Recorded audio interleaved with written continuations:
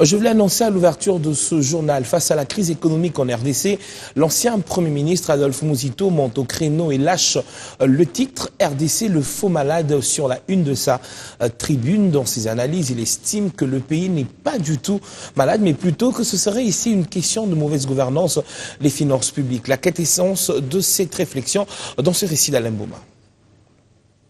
Une tradition, presque une habitude qu'a pris le Premier ministre honoraire Adolphe Muzito. L'ex-Premier ministre lève la voix à travers ses tribunes sur la situation du pays. Et pour cette 16e tribune, cet élu des Kikwit dans le Kwilu tente de clarifier sur les origines des maux qui rongent la société congolaise. Tout en confirmant l'inflation et l'érosion monétaire, Adolphe Muzito estime que le pays souffre d'une crise multisectorielle traduite par la faillite économique et sociale d'une part et de l'autre, la faillite politique et sécuritaire. Faillite économique du fait du caractère déficitaire des budgets des gouvernements centraux, des gouvernements provinciaux, des villes et des ETD.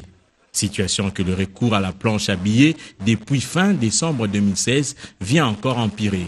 Et de projeter que d'ici décembre 2017, le dollar américain pourra s'échanger à 2000 francs congolais. La population en général et les agents de l'État en particulier vont perdre 50% de leur pouvoir d'achat avec une inflation de 45%. Faillite politique et sécuritaire du fait que les acquis des Sun City ont été sabordés.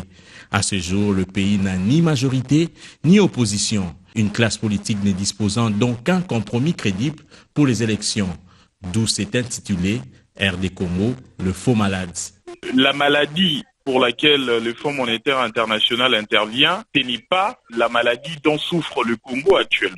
Parce que le fameux choc exogène n'est plus d'actualité, parce que d'ailleurs le cours de matières premières sont en train d'aller vers la hausse. Mais la vraie maladie dont souffre le Congo, c'est en réalité une fausse maladie. C'est une indiscipline dans la gestion, c'est la malgouvernance.